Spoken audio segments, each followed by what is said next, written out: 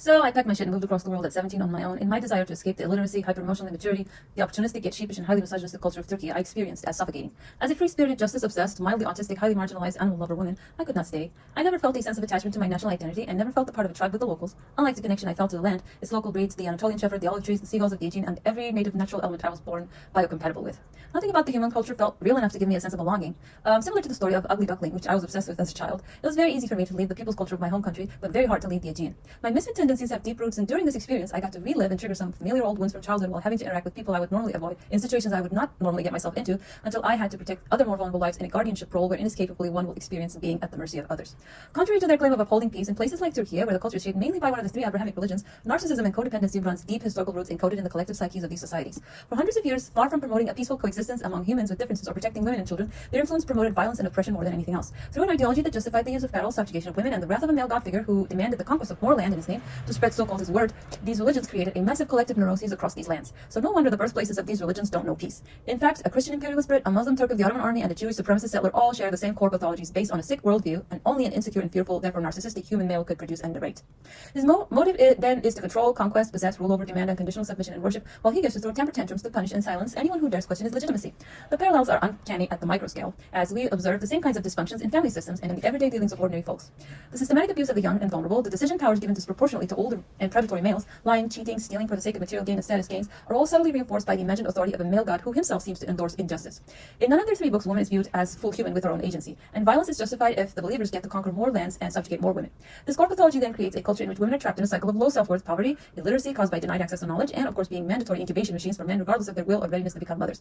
In a culture of low conscience shaped by the whims of an untamed collective male ego, animal rights are obviously the least of concerns. While everyone except a handful, men at the top, everyone suffers from low self-worth and propensity towards violence, and thus may be triggered to inflict the same kind of oppression they experience directly onto whoever else that's in a weaker position than them, namely women, children, and animals. So no, you don't get to escape patriarchy and its genius byproduct capitalism anywhere on earth, but far less so in a Muslim, Christian, or Jewish majority society. These cultures put men and their ego needs at the top of all social hierarchies and function through extracting the life force, energy, labor, and creative spirit of women and nature.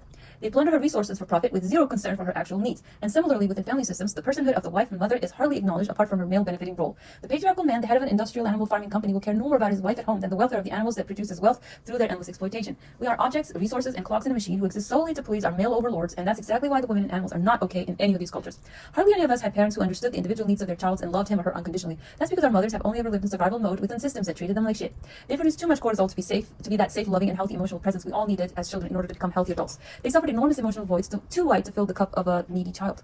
Our mothers passed on a long list of mental health issues onto us unwittingly, as they never knew how to emotionally self-regulate. Nobody gave them what they needed when they needed it the most. They lacked confidence, a solid sense of self, boundaries, a dissenting voice when it was necessary, and self-abandonment, codependency, otherwise known as people-pleasing, got encoded in their collective DNA as virtues a woman must hold. It's nearly impossible for the average woman to feel safe in this kind of atmosphere, and when safety and survival is in question, it is near impossible for a woman to not be possessed by fear and anxiety. Neither can her children escape being emotionally stunted well into adulthood. Türkiye indeed does often feel like an open-air asylum full of infantilized adults whose anger can easily escalate into violence, whose sadness or loss can easily turn into depression or a sense of entitlement to endless consolation prices. Emotions aren't to be shunned, of course, but are meant to be utilized as guidance tools to look deeper into what drives our choices and behavior in life, so that we can set our psyches free from all that emotional baggage paralyzing our growth while subconsciously puppeteering us to live a far less fulfilling life when we can't focus on anything else besides what hurts us and live around our pain, either to avoid it or to relive it over and over again until we figure out why we're stuck in it. The collective Turkish psyche for the most part shares this common mental condition of emotional underdevelopment, being fueled primarily by unprocessed emotions as opposed to reason, virtue, principle, long-term planning, or an objective compass of justice.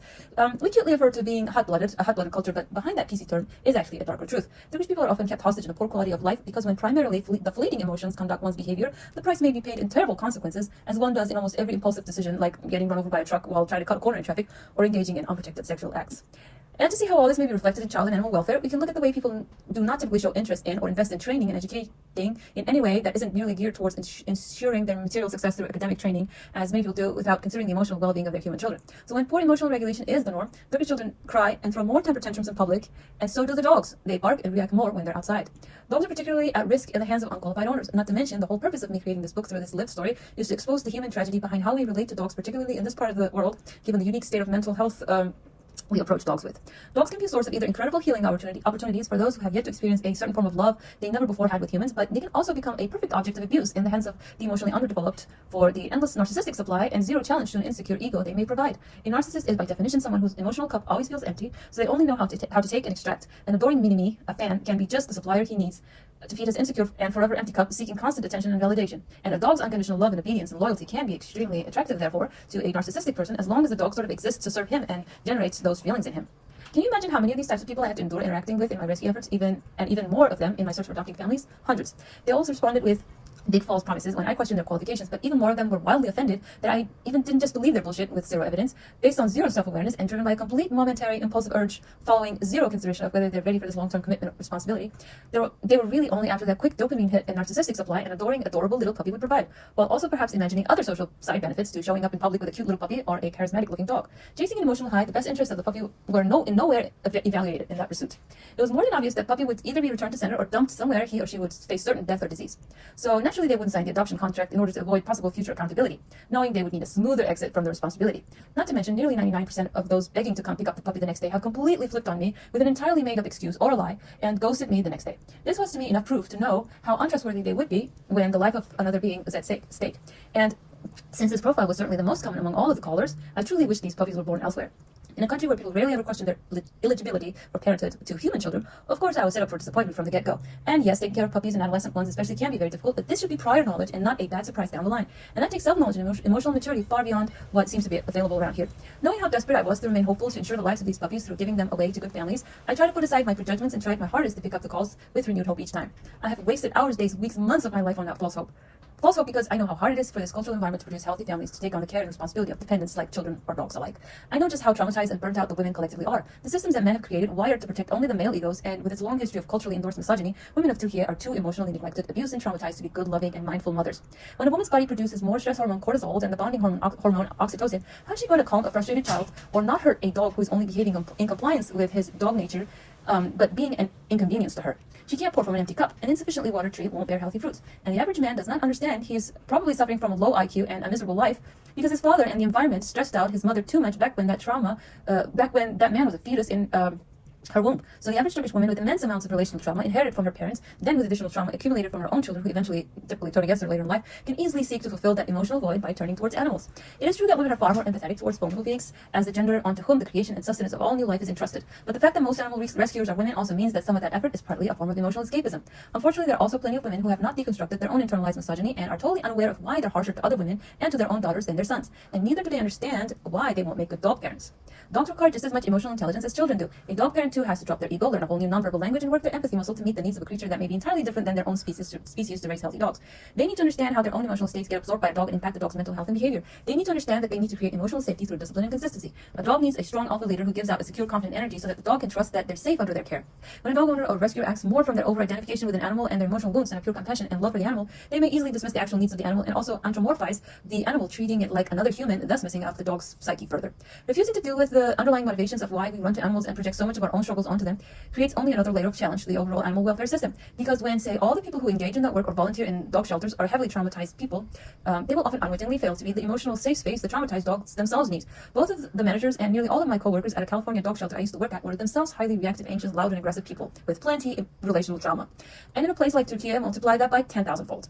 In my opinion, especially the women in this work are absolutely justified to carry a rightful rage and misanthropy in their hearts for all the hurt that they've endured in the world. And there's nothing wrong about seeking love and comfort in the presence of another non-judgmental creature like a dog. But the problem arises from the reckless misplacement of that righteous anger due to their own ignorance and lack of self-reflection. Most commonly, they unload all their emotional baggage full of resentment, frustration, sense of powerlessness, and poor sense of self-worth onto the wrong people, aka typically other women who they feel safe enough around, such as another empathic animal lover. She may, for instance, disregard and spare punishment to the man who actually wronged her, but go on full revenge mode on another woman who didn't even have ill intent, but maybe accidentally offended her. According to being her low sense of self-worth, she subconsciously punishes the person who treats her much better than her actual offender. Because how dare they love the unlovable? They must be stupid to treat them differently than the familiar old malice they're used to. And since healing can sometimes be more painful than protecting old familiar wounds, and victimhood status can feel more uncomfortable to give up, you may easily see them protect even their own abuser, but never hold back with someone who is the least likely to hurt them. Especially worth studying is the obsession with feeding and housing cats beyond a person's capacity. I believe this has a lot less to do with the love of cats than reenacting the relational trauma of having had one or two parents, caregiver figures, whose much needed love and care was conditional, unpredictable, cold, and distant, or just not available available, while the average cat could metaphorically be the perfect replacement object whose unavailable love and loyalty the human is in vain trying to earn through endless provision for a cat who is also unpredictable and disloyal in nature. I guarantee you that there are striking demographic similarities and common family histories in most women and even in men who fit the bill for that codependent type of relationship with cats. You can't possibly please a cat by becoming a slave any more than you can make a narcissist love and respect the boundaries you don't even have, let alone reinforce. This isn't to say all cat lovers are tainted with the same pathology, but the urge to overfeed and overserve a wilder animal who actually doesn't need a human as much as the human imagines has most likely more to do with the human's needs than the cat's. The cat is not a pack animal incapable of hunting to provide for itself, unlike the dog, so even the assumption that a cat needs to attach to a human to survive is a silly projection based on the substitute feeling the cat generates in the human. The one who seeks to attach to the cat and ultimately wants to earn its love and gratitude, regardless of how much they may deny this, is the human, living for that precious moment when the cat snuggles up to them, mimicking that feeling thereafter, when in reality the cat snuggle is the cat's own effort to comfort itself.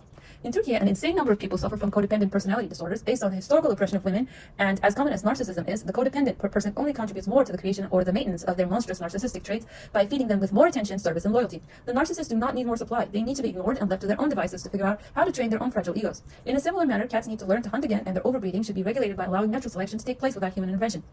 The belief that the average cat needs human-provided resources is a mere emotional projection of the wounded human. The cat is still a wild animal, and humans should refrain from interfering with wild animals unless the cat needs urgent medical care that can be helped by a human.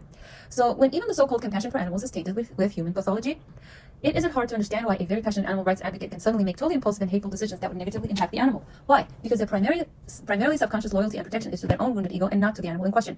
One such person canceled my order for a tick collar to put on one of the puppies and left him more vulnerable against tick-borne diseases, which that puppy did actually later die from such a disease.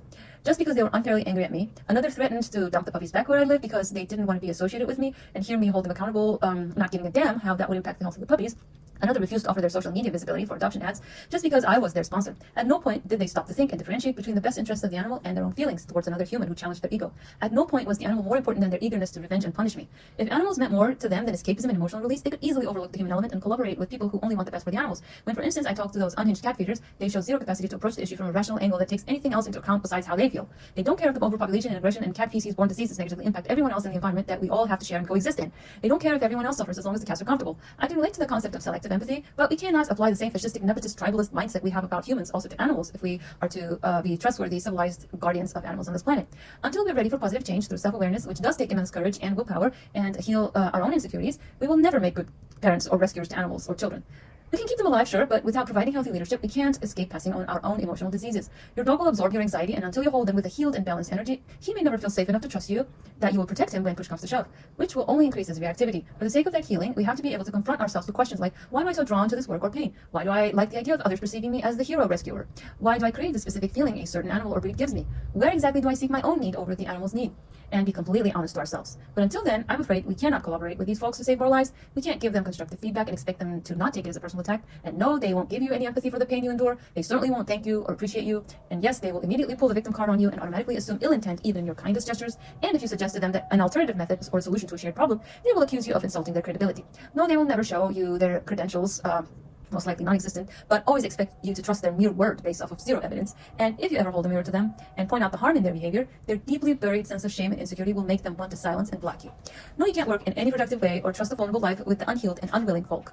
You can only babysit and manage their out-of-whack emotional states and perform heavy-duty emotional labor, which will eventually certainly exhaust the hell out of you. While dealing with this particular demographic of the Turkish public, I just about lost my sanity and endured incredible amounts of stress trying to protect these animals from the toxicity abundant in the environment and the humans. And to end on a slightly positive note, I know that change is possible, as I've witnessed so many formerly traumatized or just fearful dogs completely heal from what used to send their nervous system spiraling out of control in fight or flight mode through training and implementing gradual desensitization and controlled exposure therapies. Sharmo used to run across to the other end of the apartment in fear when the wind would shut the door and make a big sound. After me bringing him closer to show him exactly why and when that sound is generated and why he needs not fear it, he has since then learned to just ignore it because he now knows. The fear too often stems from mere ignorance. Arm your dog with knowledge and experience, you begin to build confidence and heal their nervous systems. And this works exactly the same in humans. Though currently I'm not too hopeful for Turkish society, I wish for all this massively chaotic and destructive tidal wave of insecurity among humans to be gone like the wind that once used to scare the daylights of Sherbo, but no longer does. Having said all that, feeling safe doesn't only come from rewiring the nervous system alone, which is, I believe, important to acknowledge. Minimizing and eliminating potential threats are just as important, even if we may never be able to eliminate all danger from the world, and neither should we. But we have to know that a door that abruptly shuts on you due to a gust of wind without warning may get you actually injured if you happen to be standing in its way. So the fear does have a point of validity, but fear and insecurity is something we have to learn to manage. I don't feel safe in this country, and neither do the animals, for the most part, as it feels like anywhere you stand, you are in the way of that door that can shut on you any second. And I only hope to someday feel differently about life here, but until then, leaving seems to me to be the only solution.